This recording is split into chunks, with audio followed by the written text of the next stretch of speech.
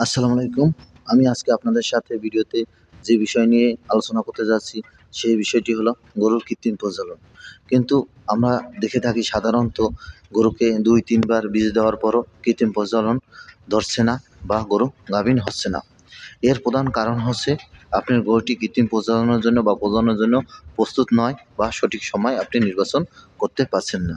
দেখেন এই গরুটিকে এর আগে ৩ বার বীজ দেওয়া হয়েছে, কিন্তু একবারও বীজ কনসিভ করে নাই।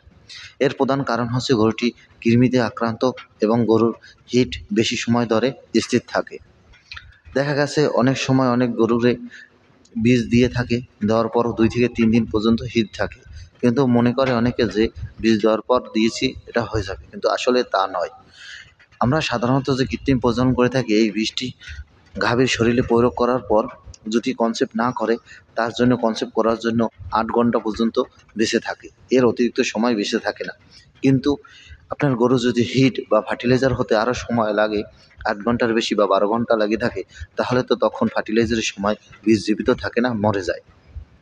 এর কারণে সাধারণত গরুর হিট আসলে গরুর হিট আসার সঠিক সময় বুঝে বীজ দিতে হবে।